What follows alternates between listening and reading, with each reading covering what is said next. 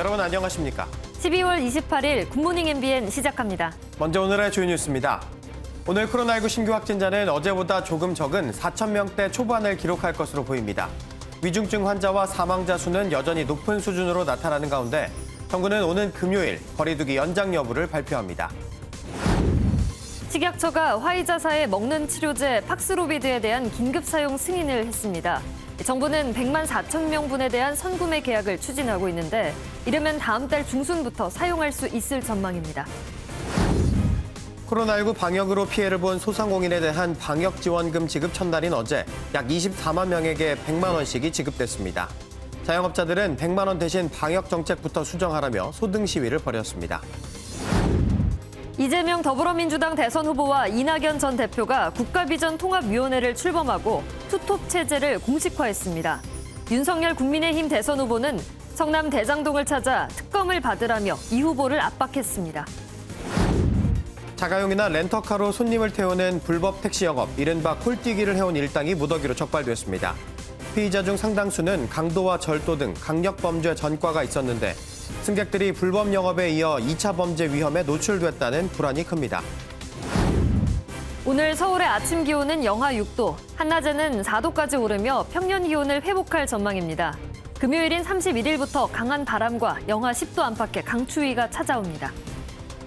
어제에 이어 오늘도 코로나19 신규 확진자 수는 4,000명대를 기록할 전망입니다. 거세게 이어지던 확산세가 다소 주춤하는 모양새지만 1,000명대 위중증 환자 수와 오미크론 변이 확산을 고려하면 불안감은 여전합니다. 임성재 기자입니다.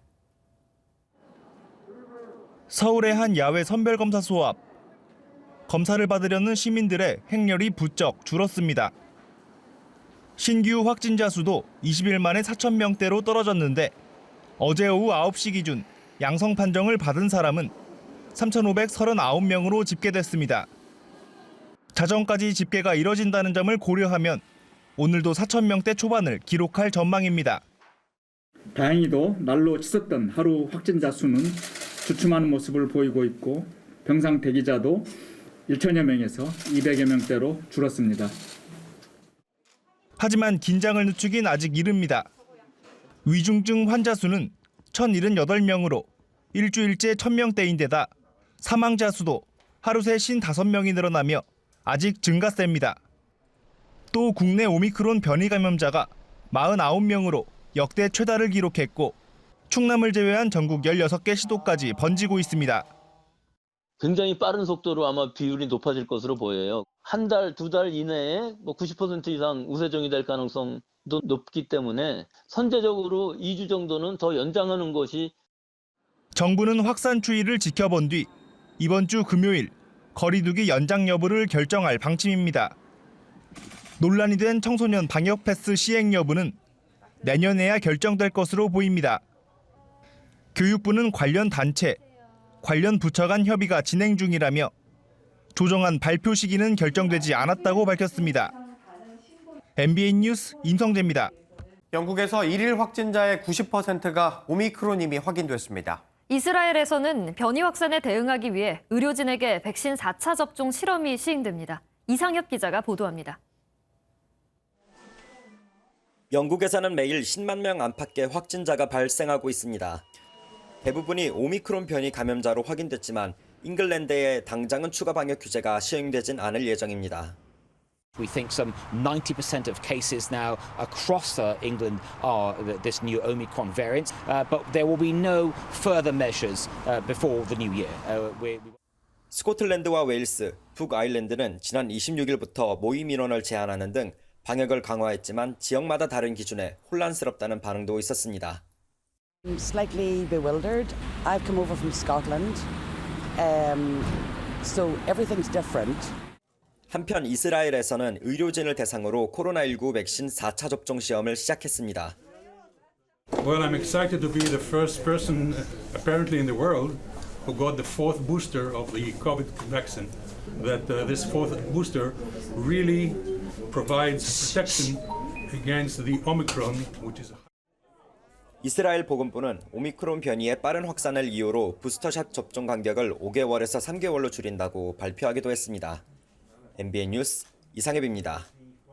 미국에서 코로나19 하루 평균 신규 확진자가 21만 명을 돌파했습니다. 연말 여행객이 증가하면서 미국 내 국내선 승객을 상대로 백신 접종을 의무화하는 방안을 검토 중입니다. 워싱턴에서 최중락 특파원입니다. 크리스마스 연휴 이후 미국에서 오미크론 확산세가 수직 상승했습니다. 현지 시각 26일 기준으로 미국의 일주일간 하루 평균 신규 확진자는 21만 4,500여 명, 2주 전보다 83% 증가했습니다. 최대 기록인 25만 1,200여 명도 곧 넘어설 전망입니다.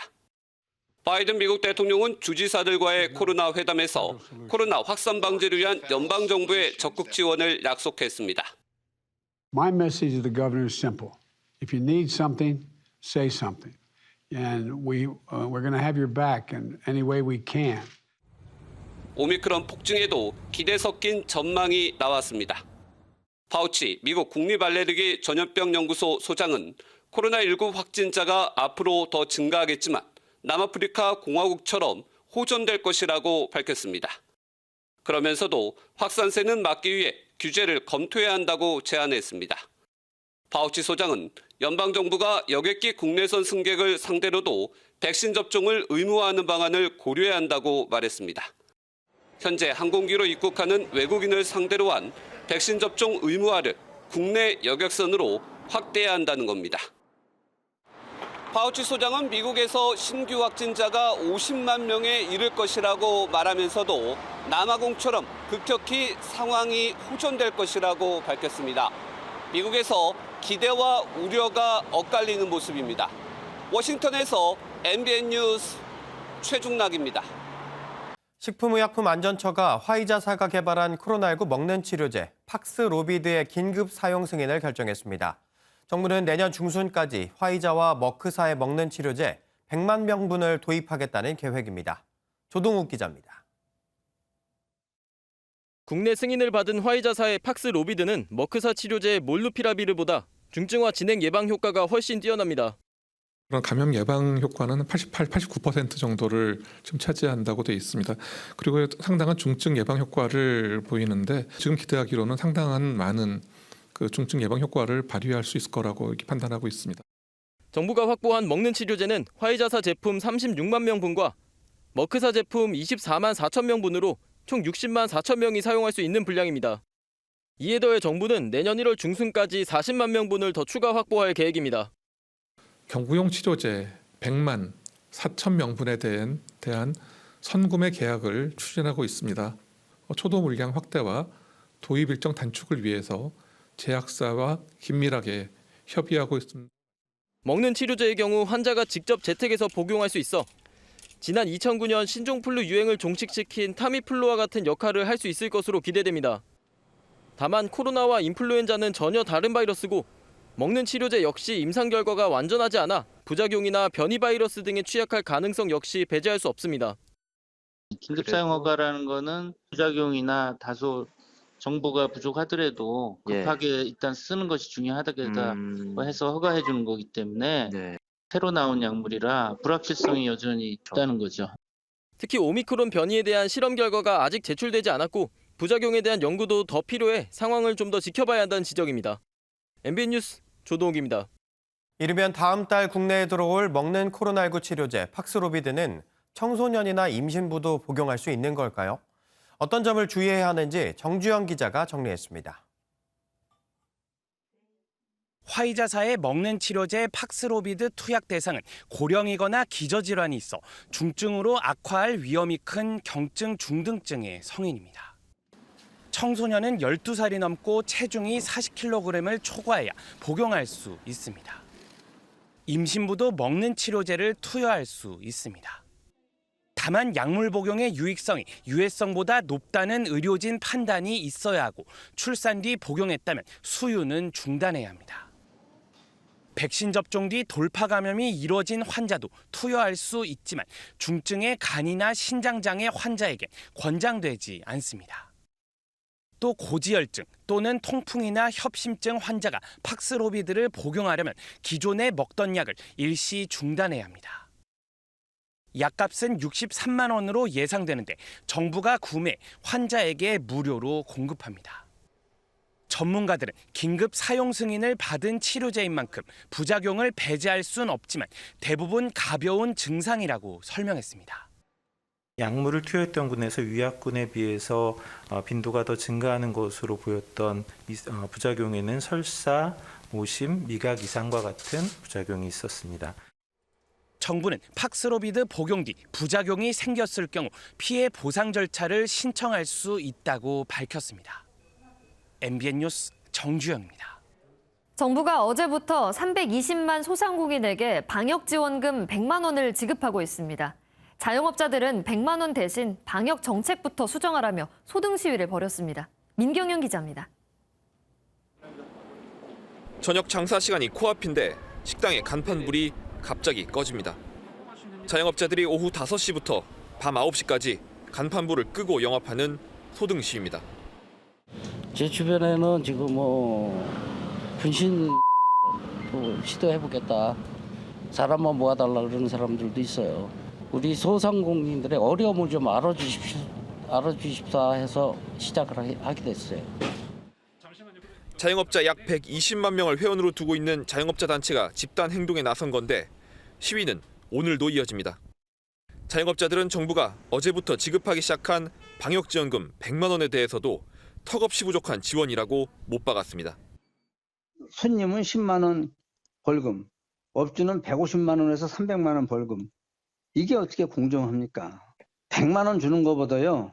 영업시간을 늘려주고 인원을 제한하지 않는 게 우리를 도와주는 겁니다. 더 큰 규모의 단체 행동도 예고했습니다. 코로나 피해 자영업 총연합은 투표를 통해 집단 휴업에 돌입할지 여부를 다음 달 4일 최종 결정하겠다고 밝혔습니다. 또한 방역 지침에 아예 불복종하는 단체 운동을 펼칠지에 대해서도 논의 중이라고 덧붙였습니다. MBN 뉴스 민경영입니다. 코로나19 방역 조처로 피해를 본 소상공인 약 24만 명에게 100만 원씩 지급됐습니다. 중소벤처기업부에 따르면 방역지원금 지급 첫날인 어제 저녁 6시까지 23만 9,504명에게 모두 2,395억 원이 지급됐습니다. 국민의힘 윤석열 대선 후보의 배우자 김건희 씨가 22년 전 제출한 석사 학위 논문에 대한 표절 의혹이 제기됐습니다. 김 씨의 1999년 숙명여대 교육대학원 미술교육 전공 석사 학위 논문을 표절 심의 프로그램으로 검증한 결과 표절률이 42%에 달한 것으로 전해졌습니다. 국민의힘 선대위 최지현 수석 부대변인은 논문 제출 당시는 각주 표기에 대한 정확한 기준이 정립되기 이전이었다며 22년 전 당시 기준을 따지지 않은 채 제3자가 현재 기준으로 표절을 단정할 수 없다고 주장했습니다. 윤석열 국민의힘 대선 후보가 성남 대장동을 찾았습니다. 이재명 더불어민주당 대선 후보의 대장동 게이트 진상규명을 위한 건데 토론을 하려면 특검을 먼저 받으라며 이 후보를 압박했습니다. 박자한 기자입니다. 윤석열 국민의힘 대선 후보가 대장동 현장을 직접 찾은 건 이번이 처음입니다.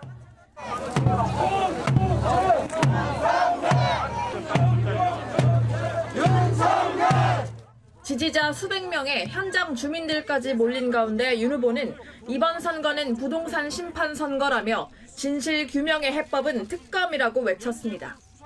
대장동 게이트를 설계하고 기획하고 지시하여 추천한 몸통, 이 부패 사슬의 최종 결재권자, 저와 TV에서 정책을 논하려면 특검을 바꿔하십시오. 김건희 씨의 공식 사과로 윤 후보가 배우자 리스크에 대한 대응이 일단락됐다고 판단한 만큼 국민의힘도 더불어민주당 총공세에 가세했습니다. 정경희 국민의힘 의원 등 66명은 이 후보의 장남 이동호 씨가 삼수의 해외 체류 경험이 없는데 수시 특별 전형으로 고려대에 진학했다며 입시 비리 의혹을 제기했고 해명까지 요구했습니다.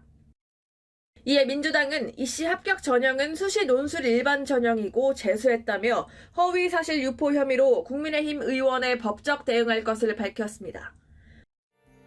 윤 후보가 대장동 게이트 규명에 집중하면서 어제 방송 예정이었던 유튜브 프로그램 성렬이형 밥집은 내일로 연기됐습니다. MBN 뉴스 박자한입니다. 이재명 더불어민주당 대선 후보가 어제 한 방송 인터뷰에서 다주택자 양도세 중과 유예와 관련해 양도세를 7, 80% 부담시키면 어떻게 팔겠느냐 정권 교체를 기다린다고 말했습니다. 이 후보는 윤석열 후보는 지금 없애겠다고 한다며 그러면 윤석열 후보가 당선되기만 기다리면서 집을 안 팔 것이라고 언급했습니다. 그러면서 지금 당장이라도 물건이 좀 나와야 한다며 단기간 기회를 줘서 한시적으로 탈출할 기회를 주자는 것이라고 설명했습니다. 박근혜 전 대통령의 특별 사면이 정치적 사면이라는 논란이 일고 있는 가운데 박범계 법무부 장관이 고도로 절제된 사면이라며 일축했습니다. 세월호 유족과 시민단체가 잇따라 즉각 철회를 요구하며 항의 시위를 벌이는 등 후폭풍은 당분간 계속될 것으로 보입니다. 오지혜 기자입니다. 박범계 법무부 장관은 출근길 기자들이 만나 박근혜 전 대통령의 특별 사면을 둘러싼 정치적 논란을 우회적으로 일축했습니다. 사면 제도 개선 필요성도 말을 아꼈습니다. 문재인 정부 들어서서 사면이 고도로 절제된 상태에서 또 여러 가지 기준과 원칙에 의해서 행사됐다고 그렇게 생각합니다. 하지만 박 장관이 특별 사면 대상 심사 전 이미 문 대통령의 뜻을 전달받았고 이후 이례적인 예상 규모 언급에 깜짝 발표 형식을 취하면서 정치 사면이란 논란은 계속되고 있습니다. 당장 세월호 유가족들은 민주주의의 후퇴라며 청와대 앞에서 오열했습니다. 촛불 정부를 만들어준 국민들을 배신하지 말고 세월호 참사로 자식을 잃고 한 번 죽었던 우리 유가족들을 박근혜 사면으로 2번 죽이지 마십시오. 민주노총과 참여연대 등 시민사회단체들도 특별 사면은 분란의 불씨를 만들어 사회적 낭비만 가져온다며 사면 철회를 촉구하고 항의 서한을 청와대에 전달했습니다. MBN 뉴스 오지혜입니다. 브라질 동북부에서는 2달째 폭우가 쏟아지면서 18명이 숨지고 3만 5천여 명이 집을 잃었습니다. 불어난 물에 댐마저 무너졌습니다. 전민석 기자가 보도합니다. 강물이 도시 전체를 삼켰습니다. 구조대가 고무보트로 고립된 주민들을 구하고 있습니다. 생필품은 바구니에 줄을 매달아 건네봤습니다.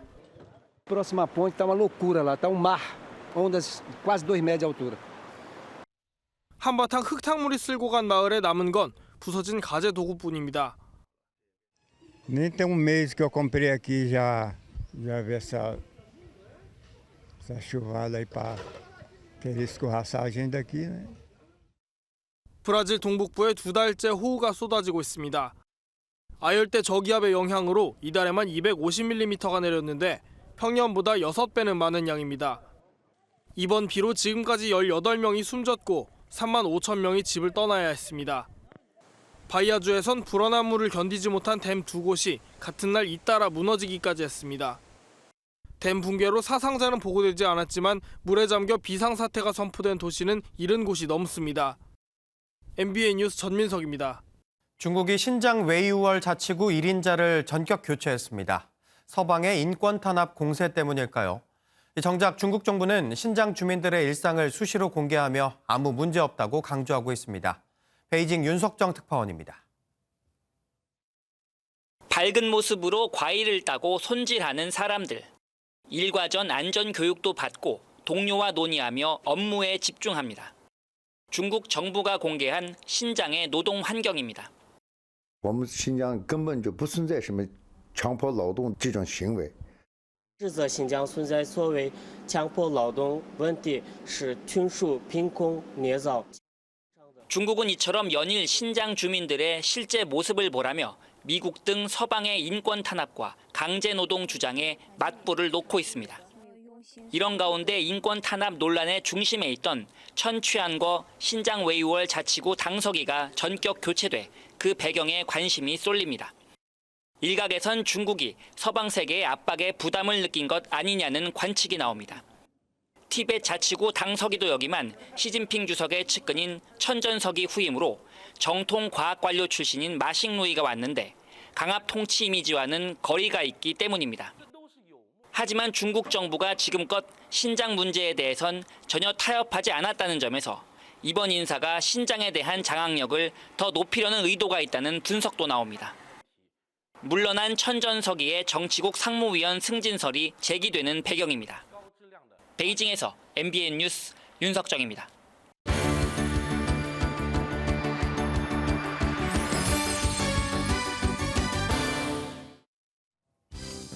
굿모닝 월드입니다. 춥다 못해 가만히 있으면 꽁꽁 얼어버릴 것만 같은 요즘인데요. 오히려 이런 날씨를 이용해서 축제를 여는 곳이 있다고 합니다. 뭘 얼려버리는지 중국으로 가보시죠. 캄캄한 밤 335 모여 장대로 뭔가 끄집어내는데요. 사방에 어슴풀의 윤곽을 드러낸 건 사람 팔뚝만한 물고기들입니다. 2000년 전통을 자랑하는 중국 지린성의 얼음낚시 축제 현장. 다른 기구 없이 뜰채만 이용하는데도 축제 한 달간 어획량은 무려 50톤 정도로 추정됩니다. 이곳 지린성 호숫가는 영하 20도 이하라 보시다시피 자연적으로 냉동 보관되고요. 이 물고기를 새해에 먹으면 복을 받는다는 얘기가 있어서 수요도 많고 판매가도 높다는군요. 그런가 하면 새해를 앞두고 이렇게 꽁꽁한 호수에 직접 몸을 담그는 이들도 있었습니다. 이한치한이라고 해야 할까요? 러시아로 가봅니다. 산타클로스 모자에 수염까지 달았지만 상의는 탈의한 남성. 트리를 들고 어딜 뛰어가는 걸까요? 여기에 마녀 분장의 여성들까지 눈밭을 지나 도착한 곳은 얼어붙은 호수를 깨 만든 한겨울 수영장입니다. 영하 10도에도 단체로 입수. 강강술래를 하듯 손을 잡고 돌며 추위를 이겨냅니다. 시베리아권에 속하는 러시아 노보시비르스크에선 얼음물에 들어가는 걸로 새해 맞이를 한다죠. 찬 기운이 활력을 불어넣어줄 거란 기대가 사람들을 이끄는 것 같습니다. 요즘 스트릿 댄스 경연 프로그램이 인기죠. 러시아의 또 다른 지역에선 스트릿 감성을 물씬 느낄 수 있는 박물관이 문을 열었다고 합니다. 애호가들 사이에선 벌써 인기라네요. 각양각색 스케이트보드가 한눈에 들어옵니다. 게임 캐릭터 등 다양한 디자인이 눈에 띄는데요. 이곳은 일종의 스케이트보드 박물관. 13살부터 스케이트보드를 탄 설립자가 러시아 최초로 상트페테르부르크에 세웠습니다. 1980년대 구소련 시절 스케이트보드와 스케이트보드 잡지도 있다고요. 곡선미와 독특한 그림을 뽐내는 80개의 스케이트보드가 하나하나 작품인 셈인데요. 입장은 무료이지만 추억은 값지게 가져갈 수 있다네요. 지금까지 굿모닝 월드였습니다. 2022년 베이징 동계올림픽을 한 달 조금 넘게 앞두고 선수촌도 손님 맞이 준비를 마쳤습니다. 베이징 선수촌과 스키 종목이 열릴 장자커우 시상식 장소 등이 공개됐는데요. 코로나19 감염 통제에도 신경을 쓴 모습입니다. 정수정 기자입니다. 베이징 시내에 마련된 선수촌입니다. 최대 4명이 지낼 숙소. 리모컨으로 침대 위쪽을 높였다 낮췄다 할 수 있고 커튼도 원격으로 조정이 가능합니다. 총 선수 2,300여 명이 머물 수 있는데 이런 편리한 기능을 갖춰 패럴림픽까지 대비했습니다. 가장 큰 숙제는 방역. 코로나19 감염 통제에도 공을 들였습니다. 会时呢，我们这个公寓楼里面，我们采用的是空调和新风系统的双系统，可以能够很好的呢使室内外的空气进行流通循环。 이번엔 베이징에서 220km 떨어진 북부 허베이성 장자커우입니다. 스키 종목 경기가 열릴 이 지역은 이미 스키족에게는 유명한 곳입니다. 是冬奥来临之后，包括我们的降雪量以及我们压雪车压的都冬奥场地里面去体验这样的滑雪是非常开心以及非常荣幸的。 이곳은 현재 총 길이 160km가 넘는 스키런이 9개. 시설 인프라와 빙설 작업 등 지금까지 투자한 돈만 51억 8천만 달러로 우리 돈으로 6조 원이 넘습니다. 시상식이 열릴 눈 덮인 산을 닮은 무대에선 올림픽 기간 14일 동안 49개 종목 시상이 진행됩니다. 현장에는 또 모든 스태프가 선수들과 최소 2m 거리를 유지해야 하는 등 감염 예방 차원의 펜스도 설치됐습니다. MBN 뉴스 정수정입니다. 남아프리카 공화국의 뿌리 깊은 인종차별을 철폐한 주역 데즈먼드 투투 명예 대주교가 90세를 일기로 세상을 떠났습니다. 용서와 화해의 상징인 투투 대주교의 선종에 전 세계적으로 애도의 물결이 이어지고 있습니다. 이동훈 기자가 보도합니다. 남아프리카 공화국 케이프타운의 시청사가 불합빛으로 물들었습니다. 전립선암 투명 끝에 90세를 일기로 세상을 떠난 데즈먼드 투투 대주교를 기리기 위해서입니다. 투투 대주교는 남아공의 흑백 차별 정책인 아파르트헤이트에 맞서 싸운 상징적인 인물입니다. To counter violence, the violence of apartheid. We know we shall overcome evil. 넬슨 만델라 전 대통령과 함께 인종 평등을 위해 투쟁했고 1984년에는 공로를 인정받아 노벨 평화상을 받았습니다. 공동체 정신과 화해의 의미를 보여준 투투 대주교를 전 세계가 애도했습니다. Archbishop Desmond Tutu was one of our nation's finest patriots. He was a man of unwavering courage, of principled conviction, and whose life was spent in the service of others. 조 바이든 미국 대통령도 성명을 통해 그의 유산은 국경과 세대를 초월해 울려 퍼질 것이라고 강조했습니다. 미국의 첫 흑인 대통령인 버락 오바마도 투투 대주교는 많은 사람의 멘토이자 친구, 도덕의 잣대였다며 미셸과 함께 많이 그리워할 것이라고 밝혔습니다. 항상 유머와 웃음으로 메시지를 전했던 큰별, 투투 대주교는 마지막까지 미소를 남기며 떠나갔습니다. MBN 뉴스 이동훈입니다. 코로나로 성탄절 분위기 찾기 어렵지만 그나마 길거리에 화려한 크리스마스 트리가 사람들의 발길이 끊긴 도심을 밝히고 있죠. 이 크리스마스 트리 가운데 일회용 컵이나 쓰레기로 만든 트리도 있고 플라스틱을 아예 쓰지 않는 트리가 있어 화제입니다. 이상주 기자가 소개합니다. 반짝반짝 빛을 내 어둡고 추운 겨울밤을 따뜻하게 해주는 크리스마스 트리. 크리스마스 시즌에 빠질 수 없는 트리지만 독일에서만 한 해 2,500만 그루의 나무가 벌목되고 짧게 생을 마감합니다. 환경 파괴에 대한 비판이 커지면서 다른 식으로 트리를 만드는 움직임이 활발합니다. 박유순 씨는 재활용 트리를 만드는 활동가입니다. 축복을 하기 위해서 그런 장식으로 꾸며서 이제 기념을 하는 활동이긴 한데 너무 화려하고 예쁜 것이 굉장히 많은데 한 번 쓰고 그냥 버리기보다는 이제 최대한으로 덜 쓰고 그다음에 자연물에서 활용할 수 있는 아이디어를 많이 내면 자연에서 얻은 재료나 재활용품으로 만들다 보니 크리스마스의 의미를 더합니다. 솔직히 한 번 쓰고 이렇게 막 쟁여놓다가 다시 버리고 그러잖아요. 저게 쓰레기가 많이 나오는 것 같아요. 이렇게 자연에서 나온 재료로 손으로 직접 만져보면서 하는 게 더 되게 즐겁고 재밌었어요. 영국 런던에는 폐타이어와 페트병, 병뚜껑 음료수 캔 등을 활용한 쓰레기 트리가 세워졌고 부산역에도 테이크아웃 플라스틱 컵을 재활용한 5m 높이의 트리가 시민들의 눈길을 사로잡습니다. 사실 멀리서 볼 때는 여기가 그 플라스틱으로 만든 트리인지 전혀 몰랐는데 뭔가 환경을 생각해서 만든 트리라서 뭔가 더 예쁜 것 같습니다. 높이 24m, 무게 12톤의 나무를 잘라서 만들었다는 미국 뉴욕의 록펠러 센터나 온갖 화려한 조명으로 꾸민 파리 라파에트의 크리스마스 트리보다 더 눈길이 가는 것은 환경과 쓰레기 배출에 대한 의식으로 장식한 트리가 아닐까요? MBN 뉴스 이상주입니다. 아침 저녁으로는 무척이나 춥습니다. 따뜻한 차림이 아니고서는 잠시도 서 있기 어려운데요. 오늘도 수도권을 포함한 중부지방에서는 영하 10도 안팎으로 떨어지는 곳이 많아서 추위에 주의하셔야겠습니다. 내일은 평년 기온을 웃돌면서 추위가 주춤하겠지만 올해 마지막 날인 금요일에는 다시 기온이 뚝 떨어지겠습니다. 기온차가 크게 나타나 체온 관리 잘해주셔야겠습니다. 날이 포근해지려 하니 미세먼지가 그 틈을 비집는데요. 수도권과 충남은 대기가 정체해서 오전에 공기가 탁하겠고요. 또 밤에는 국외 미세먼지가 추가로 유입되면서 중서부 지역과 전북의 일평균 미세먼지 농도가 나쁨 수준까지 치솟겠습니다. 한파특보가 발효 중인 중서부 지역 오늘 아침까지 춥겠습니다. 한편 영남 지역에는 대기가 건조해서 건조특보가 발효 중입니다. 현재 부산과 울산은 건조경보가 내려지며 대기가 무척이나 메말라 있습니다. 오늘 전국의 하늘 대체로 맑다가 구름이 많아지겠고요. 오전까지 내륙을 중심으로는 짙은 안개가 나타나겠습니다. 미세먼지까지 더해서 시야가 답답할 수 있겠습니다.